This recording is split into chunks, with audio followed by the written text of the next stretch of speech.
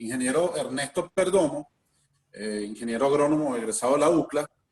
Sus estudios en política han sido planificación y administración de gestión en salud del Instituto de Salud Colectiva y máster en salud y seguridad alimentaria en la Universidad Federal de Bahía, Brasil. También, bueno, es estudiante actual del doctorado en Ciencias para el Desarrollo de la Universidad Bolivariana de Venezuela y, bueno, ha tenido trabajos o responsabilidades como director de los proyectos en el área indígena del Vicariato Apostólico de Puerto Ayacucho. Actualmente es presidente del Servicio Autónomo de Contraloría Sanitaria. Ha sido presidente del Servicio Autónomo de Contraloría Sanitaria, viceministro de Industrias Básicas, presidente de Farmapatria y actualmente es el presidente del motor farmacéutico.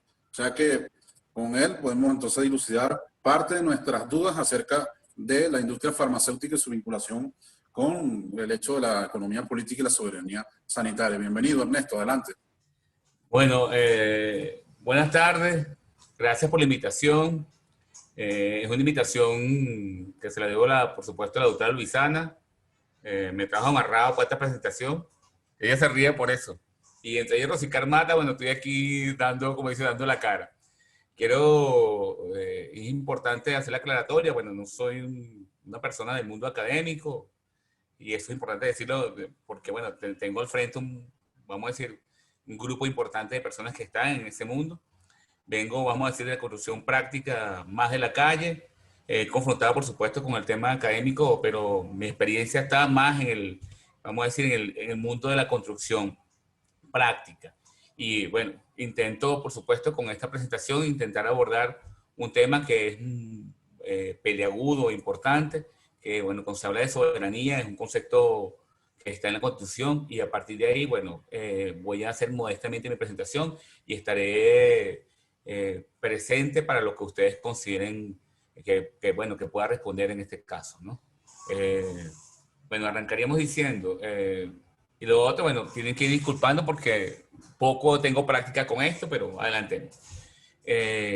Estamos en el marco de lo que es economía política y soberanía sanitaria. Quiero decir que nosotros hicimos un trabajo el año pasado en este marco de economía política en salud, inclusive lo precisamos, y ahí graduamos alrededor de 90 personas en esta área, un diplomado que consideramos importante de toda el área de salud. Bueno, ahí estuvo participando, por supuesto, nuestra estimada doctora Luisana y Rosicar, el doctor Gregorio Sánchez. Bueno, tuvo toda una actividad respecto de eso, como un elemento que siempre hay que poner en la mesa y un elemento que es importante tratar con rigidez y ciencia política. Y el concepto de soberanía sanitaria, bueno, que la palabra soberanía generalmente la usamos en sentido amplio, pero en este momento hay un foco en lo sanitario y voy a intentar, en función de eso, poder establecer una relación entre lo que es la doctrina Monroe como un proceso que tiene que ver con este tema y en la presentación van a aparecer, me atreví a considerar todo lo que es el relatorio flesneriano, de cómo eso impacta en nuestra soberanía y terminamos con los elementos propios de lo que significa para nosotros seguridad farmacéutica. Veo que ni siquiera la pongo en el ámbito de soberanía, inclusive hay toda una discusión si soberanía o seguridad, pero nosotros por el cuidado de esa palabra le hemos querido enfocar desde la seguridad con vista a la soberanía en el futuro. Nosotros tenemos ahí, en este momento, el presidente Nicolás Maduro ha puesto en la mesa todo lo que tiene que ver con las medidas coercitivas unilaterales y su impacto en la aplicación. Y nosotros, a partir de esa concepción del presidente Nicolás Maduro, hemos tratado un poco de hurgar en el pasado de lo que ha significado la doctrina como tal. Bueno, la República Bolivariana de Venezuela, vamos a decir, hemos estado viviendo todo el impacto de las medidas coercitivas, pero también decimos que esas medidas han sido establecidas también de forma silenciosa en la gran mayoría de los años de la República Independiente. Hay cosas que se ven y otras que no se ven, y por eso queremos, como hemos dicho, hurgar en ese proceso de discusión de las medidas que no se han visto o que no se ven, que no son, o que aparentemente no están allí, pero que durante más de siglo y medio han estado funcionando y, por supuesto, han hecho de Venezuela lo que somos hoy, una república independiente. Decimos, bueno, que nosotros como república fuimos reconocidos por España en 1845, más que reconocimiento, por supuesto, no, importada como república, lo que eso implicaba, pero ya en el año 1865 Venezuela comienza a tener como república independiente relaciones con los Estados Unidos. Y véanse que en la presentación, yo me atrevo a poner el texto, pero nos enfocamos en lo que está en negro. Ya nosotros se habla que representamos un gran obstáculo para lo que era la política expansionista de los Estados Unidos en ese momento. O sea, no estamos hablando de ayer, de antier, estamos hablando del siglo XIX. Theodore Roosevelt es el que opera todo lo que tiene que ver con la política propia de la doctrina Monroe. Monroe hablaba en su momento como una cosa, vamos a decir, que aparentemente de la América para los americanos, pero detrás de eso estaba toda insisto, la política expansionista y el rigor propio de lo que era un imperio en formación, intentando hacerse no solamente de las tierras, sino de los recursos que eso implica, y el petróleo comienza a aparecer como un recurso que, bueno, que alimentó el proceso de expansión y desarrollo de Estados Unidos. Y Theodore Roosevelt, que después de establecida la doctrina por Monroe en 1823, la toma como una política de Estado. Y una política de Estado, bueno, que se impone a partir de que Estados Unidos se cree y se ha creído por siempre como el pater family, pues, que de alguna manera es capaz de establecer y de orientar a los hijos, que en este caso éramos los estados del sur. Y palabras como un poco lo que dice, el tema de tener la posibilidad de hablar suave, pero también tener el garrote para que no se pusiera a los pies de este imperio en proceso. En el proceso de la doctrina Monroe aparecen aplicaciones de forma permanente y decimos ahí que los componentes de esa doctrina tienen que ver con el aspecto cultural, el aspecto económico, el político-militar, por supuesto, pero sobre todo en la letra G decimos que son las políticas del sistema de seguridad, desde la seguridad de los estados y de las naciones y de los individuos. Este arte de generar seguridad en los estados ha hecho comprometer lo que son los procesos de soberanía en términos de lo que significa el Estado como Estado y Estado-nación. Y por supuesto los elementos propios de política pública orientados, en este caso la salud, fueron orientados desde ese marco, vamos a decir, de lo que ellos llamaban seguridad. Visto que se suponían que los imperios europeos no podrían ser parte o deben dejar de ser parte de lo que es la política, en este caso de América. Los propósitos de esa aplicación, por supuesto, tienen que ver con la aplicación de la guerra total, en este caso, y la táctica. Cuando traemos esta doctrina al futuro, tiene que ver, lo que nos está aplicando ahorita, tiene que ver con intentar nuestro aislamiento, la hostilidad mediática, y yo colocaba ahí que era el retorno en control de la soberanía y economía de los recursos naturales, pero un elemento que a veces no aparece de importancia, que es la biodiversidad y el agua, como un elemento importante de ese proceso de control, que en este caso, para decir que los otros son importantes, pero estos elementos es importante también destacarlos, siendo que Venezuela está entre los 10 países con más biodiversidad del mundo. ¿Me escuchan? ¿Aló? Sí, ya se escucha, ya se escucha. Perfectamente. ¿Qué se perdió?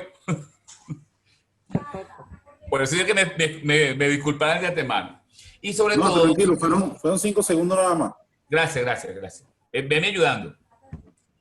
Y lo otro que es importante en el proceso de aplicación de la doctrina, que es extirpar las relaciones geopolíticas, geoestratégicas con los aliados Rusia, China e Irán. Estos procesos, cuando digo extirpar, es exactamente en ese contexto que lo queremos poner con el rigor de la palabra, porque para habernos mantenido en esa posición vamos a decir, de resistencia y de avance-resistencia, pasa por esas relaciones con esos aliados que son de suma importancia y por supuesto tienen contradicciones importantes con los Estados Unidos en este momento. En la táctica interna es por supuesto afectar la vida cotidiana de las personas. Y ese afectar la vida cotidiana se da en todos los procesos, vamos a decir, que eso conlleva, para no ir al detalle. Y hay un elemento que sí queremos resaltar, que en el desequilibrio de la macro y microeconomía está en la inflación cotidiana, como un elemento constante y permanente de la vida venezolana en los últimos 4 o 5 años, que ha hecho con que nuestro salario, nuestra vida normal, por supuesto, siempre esté en ebullición. Y intentando, por supuesto, que esto implique que el pueblo se vierta o se retire del apoyo o retire el apoyo a lo que ha sido el proceso revolucionario. Esto es un elemento, vamos a decir, una vorágine, es un elemento que nos ha mantenido en vilo y a lo cual, por supuesto, les hemos hecho frente como sociedad, como nación, como pueblo y como gobierno. Productos de la aplicación de la doctrina, en lo específico, nosotros decimos, bueno, hay todo un elemento por la pelea por mantener las reservas de petróleo, que aunque toda la concesión de energía limpia ha ido creciendo y todo el impacto sobre lo que es el cambio climático es un elemento que ya está aconteciendo, sigue siendo energía fósil vamos a decir, un recurso importante para poder mantenerse como imperio. Y sobre eso, el imperio que mantiene una sociedad alta en consumo requiere esta energía fósil. Y esa energía fósil ha afectado una cosa que nosotros llamamos, o que se llama el ciclo del agua. Y como consecuencia, el ciclo del agua ha afectado todo el tema de lo que son la alimentación y la seguridad alimentaria. Y decimos nosotros desde la visión acá, bueno, que afecta un poco o le da viabilidad a la Convención de Derechos Constitucionales de la Salud. O sea, como un elemento ya en lo específico, en el detalle, en la cual la doctrina Monroe comienza a aterrizar su proceso. Dentro de esos elementos, pues vamos a decir más macros, más conceptuales, lo que es la doctrina, nosotros decimos, bueno, que hay elementos, como equipo, hemos trabajado, que elementos que son procesos operadores de esa doctrina. Hay unos cuantos, y muchos, y seguramente casi que infinitos. Pero en el foco de lo que ustedes nos estaban pidiendo, modestamente, quisimos colocar lo que significa el relatorio flesneriano. Flesner, muy conocido por ustedes y como médicos, como compañeros que manejan muy bien este tema, nació en Kentucky el 13 de noviembre de 1866 y muere en la ciudad de Virginia con la edad de 92 años. Y una cosa curiosa es que su hermano Simón, que es un patologista de la Universidad de Johns Hopkins y de Pensilvania, fue fundador y director del Rockefeller Institute. De manera que esa conexión entre lo que es el gran capital que vamos a ver en las futuras láminas y una concesión que a Flesner se le pide un poco revisar el sistema de educación, en este caso de la medicina en Estados Unidos, tiene una relación importante con la Fundación Rockefeller, que prácticamente dominó el petróleo regional y para no decir que solamente el venezolano. Le corresponde a Flesner revisar alrededor de 155 escuelas, de las cuales apenas quedaron 31 en lo que tenemos en la lámina. 20 de esas escuelas eran homeopáticas y decidieron esas escuelas ir hacia el sistema biomédico.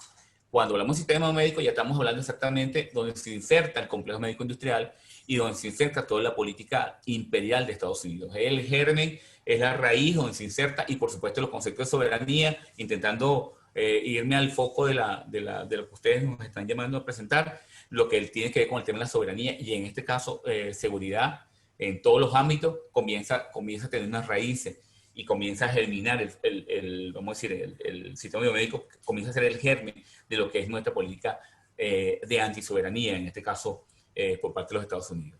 Ahí se cerraron por completo las escuelas de fisiomedicina, que se hablaban en ese entonces, y se abrió los estudios de medicina solo para las élites de la clase media.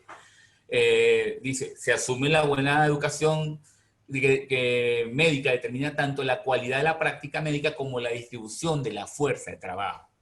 Y ahí vemos entonces cómo la condición de clase comienza a aparecer.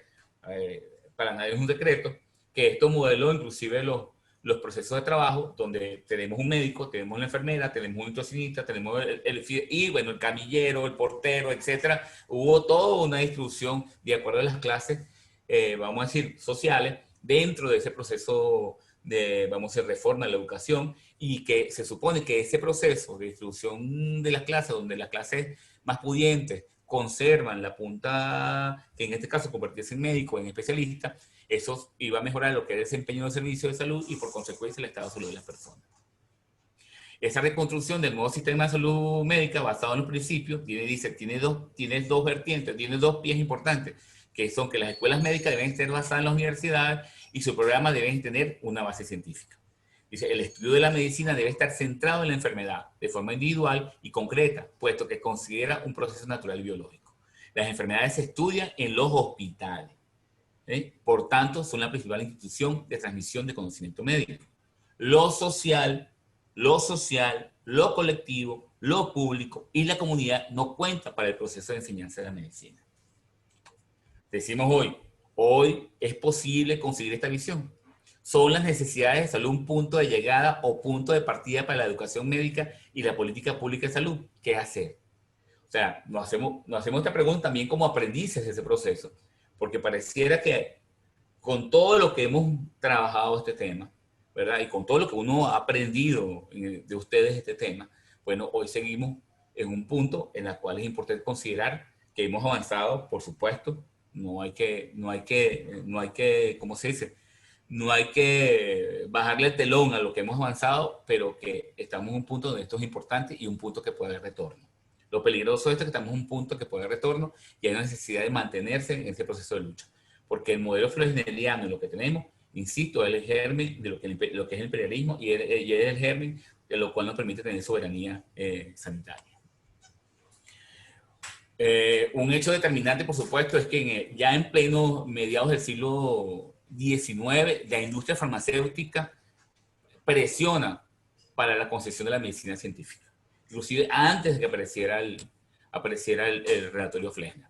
Mira que ya Pfizer, si no mal recuerdo, es de mediados del siglo XIX. Y ya esas grandes industrias estaban claritas, de manera que uno no puede caer en la inocencia de que apareció el modelo fleschneriano. No, antes de eso ya había toda una política, tanto en Europa como en el mismo Estados Unidos, de la industria, presionando para que la medicina se moviera al sistema biomédico, se conformara al sistema biomédico. Y donde la Universidad Johns Hopkins, junto con la Fundación Rockefeller, tienen, por supuesto, una importancia importante en esa creación. Tomo de Rosicart, de referencia Dulce, me permito leerlo y me disculpa, dice que el sistema biomédico actual se articula al sistema capitalista, siendo un sistema de explotación económica de la enfermedad, que incluye ciertos tipos de medicina occidental eurocéntrica, como una concepción de enfermedad somática, en gran medida quimioterápica, que conjuga los monopolios de las corporaciones transnacionales químicas y sus sistemas de propaganda. El sistema médico con sus especialidades clínicas, hospitales. Vea que todos los actores y sobre todo la concesión económica de la salud. La concesión, ahí está inscrita la concesión de la salud como un proceso de mercancía. Que a partir de la Segunda Guerra Mundial, todo el proceso de investigación o de investigación, innovación y desarrollo está orientado a productos. Eso es una de las premisas a partir de la Segunda Guerra Mundial de lo que fue el acuerdo de Bretton Woods. O sea, en esa concepción, la salud no escapa y por eso su concepción conceptual de la OMS prácticamente la pone en el dilema básico, salud, enfermedad. Y ahí se ha construido, con la ayuda del sistema biomédico, todo lo que significa mercantilizar la salud, en este caso, con la cual, por supuesto, le hemos hecho frente. Nuestro sistema de salud sigue siendo biomédico, ahí lo decimos, altamente biomédico. La Fundación Rockefeller tiene con eso, y veamos que decimos que también influyeron en el modelaje de la ley de hidrocarburos, y lo colocamos como un elemento que no es inocente, porque toda la intervención sanitaria de esa fundación estaba con el aseguramiento, por supuesto, de la salud de los puertos, básicamente, pero que de alguna manera hicieron, ¿verdad?, la cortina para que esta gran industria, esta gran fundación, que hoy inclusive ya dejaron de invertir en petróleo. Hay que decir lo que el banco JP Morgan, que es como la base para donde se mudaron estos grandes capitalistas, hoy dejó de invertir en petróleo y está invirtiendo en energía limpia. Y cuando uno va a hurgar dentro de ello, ya están invirtiendo en lo que son las grandes fundaciones asociadas a la salud. Y en este caso, en el COVID, ahí están trabajando en vacunas, en pruebas rápidas. O sea, ya, por ejemplo, ya hoy no son petroleros. Pero en ese entonces, ellos todo su emporio lo construyeron con una cortina asociada a la intervención médica, y detrás de eso estaba todo el aparataje que se hizo de nuestro recurso más importante, como inclusive el petrolero y la renta petrolera. Permito leer esto. Dice, la relación entre el sistema de salud de carácter biomédico y la explotación y renta petrolera reflejan la especialización de dos sistemas en sinergia, diseñados para dominio a través del control social, dominio sobre los recursos naturales, apropiación y exportación de energía para el desarrollo externo, dominio sobre los recursos financieros que podrían ser dirigidos a la inversión para el desarrollo interno. O sea, no hay forma de ganarle. O sea, tomaban nuestro petróleo, desarrollaban su imperio y a su vez las pocas regalías que daban en el país eran capaces de sustraerlas, ¿verdad? Y sin dejarnos sin desarrollo interno. De alguna manera nuestro sistema, por supuesto, ha resistido a eso, el hecho de tener en la Constitución reflejada la salud como un derecho, que se ha estado gestando en resistencia, bajo un ataque permanente durante los últimos 20 años. Y óigase, respetuosamente, hay inclusive ataques internos a este proceso, que hay que mantener y hacerle frente, con reforzamiento de los últimos 4 años a través de las medidas unilaterales. Tenemos una gran oportunidad porque esta concesión de la salud a partir del artículo 83 le permite tener una expansión en todo el territorio y además espacialmente tiene la potencialidad de incluir a toda la sociedad. Y como tal, creemos que eso es una gran oportunidad que nosotros tenemos que tener al frente y que los que estamos en esto aprendiendo, este proceso y luchando con esto, tenemos que tener en cuenta. Y la Constitución llama a la creación de una industria nacional de producción de insumos para la salud, cosa que es una deuda, y es una deuda con el presidente Chávez, una deuda de todos. La refleja acá, la refleja en todos los planes de nación, la refleja en el plan de la patria, y es una cosa que nosotros como deuda tenemos que tener en cuenta y construir. El ser biomédico le asegura la presencia del complejo médico industrial financiero. Veo que a principio del siglo prácticamente lo podemos considerar como un complejo médico industrial. Pero ya a esta altura del partido, por lo que significa el imperio, de unas 20 industrias más importantes del mundo, ya son un complejo industrial financiero. El ser biomédico, nuestro sistema médico le asegura la presencia y en el flujo de la producción y distribución de bienes y servicios para el sistema de salud en base a la renta petrolera. Dice, y además de eso, el complejo médico industrial que viene gestando el concepto de salud global, tiene además la presencia en el país a través de la industria nacional que guarda una relación de dependencia tecnológica con las grandes corporaciones. ¿Para qué hacer? Un poco para no dejar la cosa ahí en veremos. Me remito de la bibliografía porque creo que es importante. La profesora, aquí hacerle justicia a la profesora Yadira Córdoba, a la profesora Núñez, que por supuesto con sus comentarios, siempre con sus observaciones, como aprendiz de esas dos camaradas y compañeras, es muy importante. Aprendiz de Rosicar Mata, ¿verdad? Muchos se reirán, pero soy aprendiz de esa señora. Y tenemos, por supuesto, aquí una revista brasileña asociada a todo lo que son el modelo fresneriano y el informe que es propio del motor farmacéutico sobre las medidas coercitivas. Ahora, ¿qué hacer desde la seguridad más? La primera cosa que hemos hecho nosotros es decir que el acceso no es solamente dar un bien. El acceso deja de ser un simple concepto y se visiona como un campo de estudio, vinculado con el acervo cultural, la lucha de clases, la ética política, la lucha contra la pobreza, la justicia social, la equidad, la oportunidad, vinculada a las necesidades y no a la mercancía, y al hecho de la concreción del bien para la vida y vivir bien. O sea, esta concepción más amplia del acceso es en la cual hemos estado trabajando la seguridad farmacéutica. Y la seguridad farmacéutica pasa por comprender que nuestra industria, aún con sus habilidades, hay que regularla y orientarla a producir lo que necesitamos. Y hay que darle prioridad a la conformación de un complejo industrial, ¿verdad? Que en eso coincido con el doctor Gregorio, complejo industrial de salud del gobierno nacional. Eso es necesario construirlo, porque así, y respetando, así como los cubanos han construido y se considera este sistema como su industria básica, nosotros hemos estado orientados en esa dirección. Y es sumamente importante para que el acceso no deje de ser exclusivamente un elemento de dar un bien, sino todo esto que hemos referido anteriormente. En las láminas podemos ver ya los números. Vemos como en 2014, ustedes ven en esa lámina, tanto el público como privado, nosotros llegamos a tener alrededor de 40 medicamentos per cápita, de los cuales 23 eran esenciales, y eso en la medida que las medidas coercitivas de la doctrina Monroe fueron haciendo presión. Nosotros llegamos a tener un año como el 2010, como el 2018, muy terrible, donde prácticamente los medicamentos esenciales fueron aportados por el sistema público. Hay una importante recuperación de ese sistema con políticas propias, vamos a decir, en el marco de la macro y microeconomía que el gobierno ha establecido y ha ayudado un poco a la recuperación. Pero esta lámina, nos podemos ir hasta el 2003 y de 2003 al 2015, este sistema nacional y transnacional vivió del gobierno. Vivió del gobierno, fue capaz de enriquecerse del gobierno y en el momento que las medidas comenzaron a funcionar, por decir, todas las transnacionales se fueron. Y hoy en día eso tenemos que tener claro en función de la reconstrucción de lo que significa nuestro país y en función de la reconstrucción de lo que significa la seguridad farmacéutica como tal. Esta es una expresión, vamos a decir, ya en lo que significa los medicamentos, los per cápita, y vemos el 2018 en sitio donde apenas habían 6 medicamentos per cápita. O sea que había zonas del país donde no había medicamentos.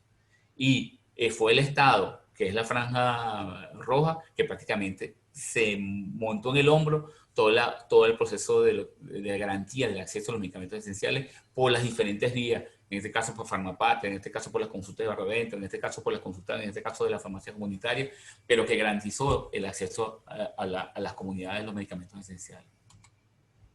Esta lámina refleja un poco la relación entre la curva de la caída petrolera y la curva de la caída de los medicamentos en general, y la franja anaranjada permite ver lo que eran los medicamentos esenciales. Por decir, en el 2012 llegamos a tener 7 medicamentos per cápita en el sector privado, que si le adicionamos lo público, seguro dobla o triplica esa relación.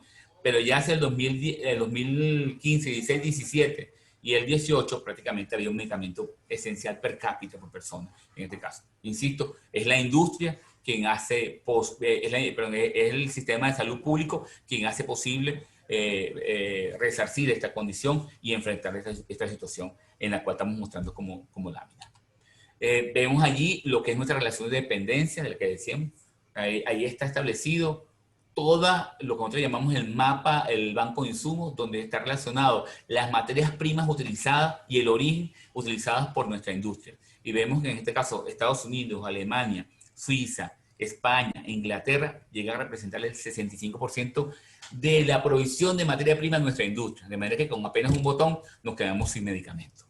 Esto hoy no es así. Muchas de nuestra industria hemos trabajado para que comiencen a tener materia prima de China, India, y ahí hemos estado trabajando inclusive con la embajada de India en este caso y la relación con el gobierno chino, de manera que puede revertir este proceso. Pero en el 2018 esto impactó, importante porque esto expresa ya en lo concreto lo que significa la dependencia, en este caso de estas grandes corporaciones y de los países como tal, como imperio que ya hemos conversado al respecto.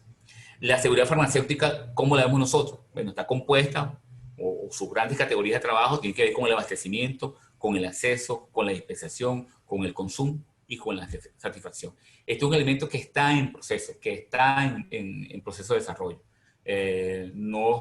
Hasta ahora no ha sido aceptado de pleno, por supuesto, por la institucionalidad, pero sabemos que eso implica un tiempo y esa creación implica, por supuesto, discusiones abiertas referente al tema. Y el abastecimiento tiene que ver con la producción, la importación, la exportación, ahí está establecido, y recalco en el acceso, que es un elemento que ya expusimos. Tomamos la metodología internacional, como en este caso lo hacemos con seguridad alimentaria, y bueno, tiene que ver con los elementos, las dimensiones de trabajo de esa gran categoría, tiene que ver con la disponibilidad física, la asequibilidad, la accesibilidad geográfica y la efectividad. Y el informe en el cual se nos pidió de defensa del Estado venezolano frente a la Corte Internacional tiene que ver exactamente, trabajamos estos temas, cómo se modificaron estos temas, cómo impactaron estos temas y cómo el Estado defendió estas dimensiones del acceso para contrarrestar todo lo que son las medidas coercitivas unilaterales. Aquí tomo de Almeida Filho, que bien conocido, de Naumar Almeida Filho, conocido por ustedes, se nos pidió un poco la relación de lo que significaba con salud, con proceso de distribución, porque no solamente en la producción, sino también en la distribución, que son los grandes elementos, los grandes cuerpos del proceso de la economía política, tienen que ver con la producción y con la distribución de bienes y servicios, en este caso asociado a la salud. Por eso nos atrevimos, en este caso, a hacer la propuesta de que en este caso era economía política en salud, intentando un poco enfocar lo que eso se refiere y la importancia que tiene en este caso para nosotros como un país. Ahí tenemos, por ejemplo, que Consalud, que en este caso es una droguería, hoy actúa hoy actúa, es el gran centro distribuidor del país, y cómo se relaciona, en este caso, con la CID. Permito leer, y me disculpan, pero creo que es importante para no perder el tiempo. Por tanto, establecer el modelo de gestión de medicamentos dentro de la CID, que pasa por responder a la necesidad general local, al uso racional de trazabilidad precisa y efectiva de la atención y satisfacción del sistema, al cierre del ciclo con la información que permite evaluar la gestión y perfeccionar la planificación de la gestión del medicamento para el próximo ciclo. Entonces, tenemos un sistema que nosotros llamamos complejo definido, y un sistema que es complejo, que es el sistema de red. ¿Cómo se une? ¿Cómo es? En eso también hemos estado trabajando. A rescato de media lo que dice la ASI, son territorios geopolíticos y sociales para la participación protagónica del poder popular en la articulación con las instituciones públicas para tomar decisiones, en el diseño, planificación, ejecución, seguimiento y evaluación de las políticas públicas en salud orientadas al buen vivir bajo los preceptos constitucionales. Y de Almeida decimos al respecto, en este caso resulta muy eficiente representar a los sistemas complejos mediante modelos de red, pero por otro lado, también podemos usar los modelos de red como instrumentos de transformación de la realidad, configurando las proyecciones articuladas de eventos como estrategia de planificación. Bueno, con esto nosotros culminamos nuestra presentación. Damos, por supuesto, las gracias. Esperamos modestamente haber aportado a lo que fue el requerimiento en este caso de la propuesta, y bueno, y quedamos en sus manos para cualquier pregunta. Muchas gracias a todos, de verdad.